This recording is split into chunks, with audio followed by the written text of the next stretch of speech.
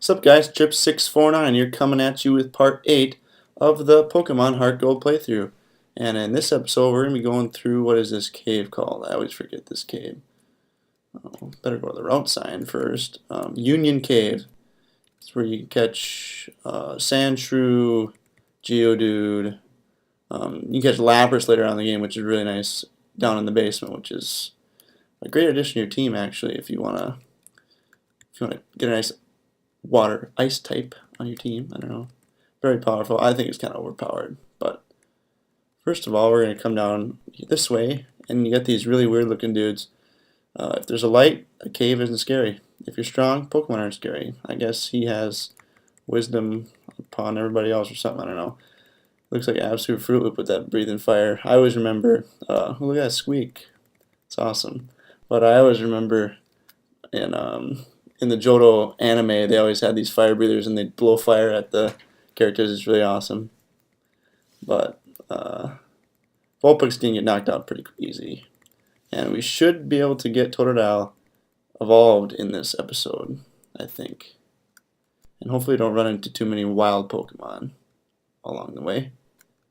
But down here, only this, we're going to run into, here's Sandshrew, like I said. And Sandshrew, I'm actually going to catch because, ladies and gentlemen, we're going to get a third member of the team here in Sandshrew. And that critical hit really helped out. Sandshrew is really good offensively and then physically defensively. So you can take a lot of physical attacks like, let's see, the fourth gym is not, third gym it's going to be pretty good against because you go up against a normal type gym leader, and normal types usually have physical based attacks.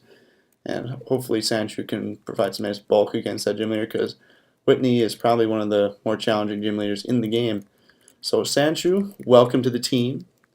Like I've said before in this playthrough, we're not going to be nicknaming our team members. But down in the basement we're going to find an X-Defend. And we're going to be running a lot of Pokemon here. I should have went and bought Repels. But yeah, your typical Zubats you can find in here. Typical cave Pokemon. But we're going to persevere.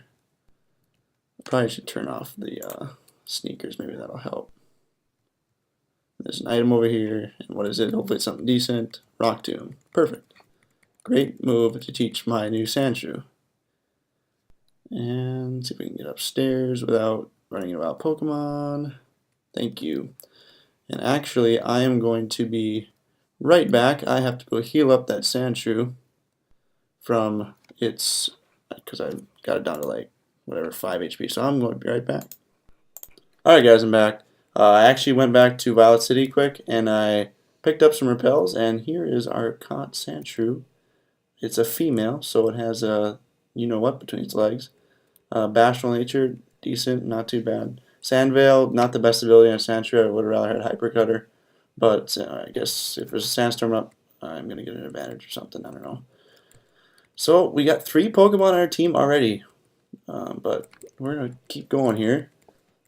This cave is another one of those routes early on in the game where it's just a lot of fighting battles and just going through the cave, I guess. Onyx, I mean, I'm knocking out all these things in one hit because we're pretty high leveled in this game. The problem with this game, in my opinion, is you get really high leveled at the start, and then once you start gathering members on your team, you just start, the levels really catch up to you, and at the end of the game, you're underleveled.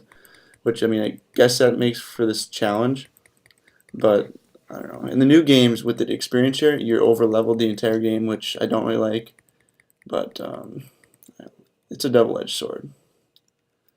And I like how they place these hikers just right next to each other. Like, you guys can't battle each other. Like, you have to wait for me, the kid that needs to save the world, and I have to fight all these guys. But Hiker Russell here is going to have a level 4 Geodude. You're almost to the second gym, and you're still fighting level 4s. Just proves the point of this entire game, and it just proves the complaints that I've said over and over again. Why is there level 4 here? I don't understand. I feel like they should have level 12s, 13s by now. This guy is sitting with level 4s. Level 6 probably right here. Look at that, level 6. I'm guessing the last one is a level 8 or a level 10. But I'm not entirely sure. If you wonder why I'm not using Sandshrew, is because Sandshrew would be absolutely worthless in this cave, because it cannot knock out Geodude, because it has no physical ground type attacks, or any ground type attacks for that matter. So Totodile is just gonna wreck shop and water gun everything. Geodude going down. I mean, if I was a Geodude, I'd just say, here's my white flag, just let's not do anything with this. Let's not battle. Let me go back to fighting the Zubats in the wild. That's what I would say. Let me evolve into Graveler. But maybe this Zubat Supersonic keeps confusing my Pokemon. Oh, yeah. This guy has a complaint that everyone else that plays Pokemon does too. Zubat is probably one of the most annoying wild Pokemon out there, because it's fast and it confuses things.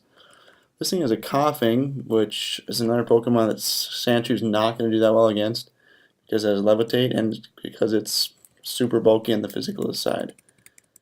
But Totodile is just going to show off its strength and kill these things again. Fire Breather Bill. They couldn't have thought of a cooler name. Fire Breather. Like, I don't know, Blaine or something. Some type of fire name, I guess, but whatever. If you couldn't tell by my bored tone that this is not a very fun route to go through, just kind of doing it just for the sake of doing it. Great ball right here. And I'm talking more about the game this time because there's not really much on my mind to talk about other than the game. Just trying to, it makes the recording go a lot faster in these slow parts. I mean, this game is definitely one of my favorites. It's just it's not that fun. Some of the routes, it's kind of a grind. But like when you get higher level Pokemon, it's a lot more fun. Here's a Pokemon. What are they? Are these Maniacs, I think. Yeah, he's in this. Yeah, Maniac Larry. Slowpoke. There's a cool Pokemon. This guy's got his stuff together. Level 11 Slowpoke. That's a cool thing to take down. I mean, granted, I'm gonna knock it out really easy, but still. And after this, ladies and gents, if there actually are ladies out there that watch these, we're gonna be evolving Totodile at level 18. Like I said before, level 18 Totodile evolves into Croconaw. Whoop! I just gave it away. Croconaw. Look at that, only $704 too. And here's Totodile.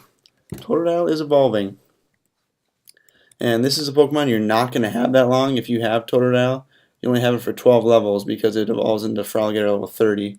If you have a Quilava, you're going to have that for a long time in the game because you don't get Typhlosion until 36. And then Meganium, you get a Meganium at level 32. But Croconaw, a lot of great power in Croconaw. A lot of people misuse Croconaw and Feraligatr because it's a really great physical attacking Pokemon. I think there's an item over here too, so I'm going to run back quick. But it's a great physical attacking Pokemon, but people misuse it by giving it like Surf and Ice Beam and stuff when you should be giving it like maybe Ice Punch or Waterfall, Brick Break, Crunch, something like that. And I guess there wasn't an item there. That's kind of disappointing.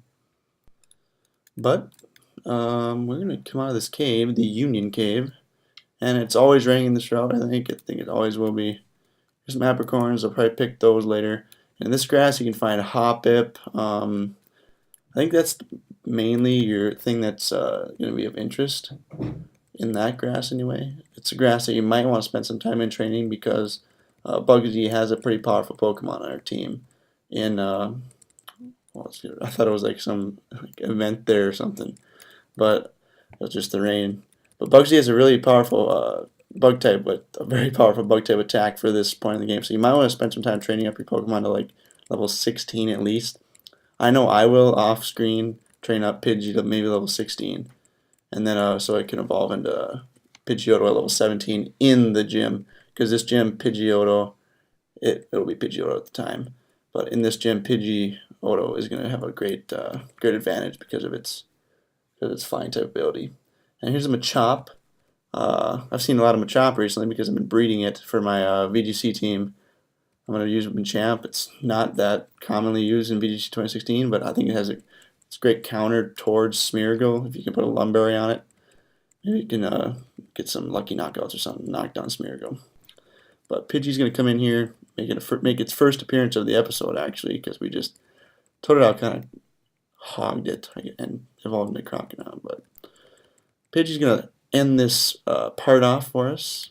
And we're going to leave the cutscene. Oh, yeah, I'm spoiling it. I just know everything in these games. Sorry. But we're going to end it there. Hiker Anthony's going to be our last trainer. And yeah, he's a hiker. We don't want fun. We don't want random old guys standing outside caves calling us for no reason. Right? Right. Squeak. Again. I apologize.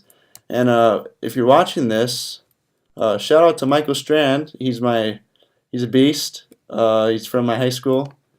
Played basketball with him. Known him for a long time. So shout out to him because he's actually watching these. So Michael, you're a beast. I love you, and I hope to see you sometime around campus. So yeah, hope you guys enjoyed part 8. I'll see you all next time.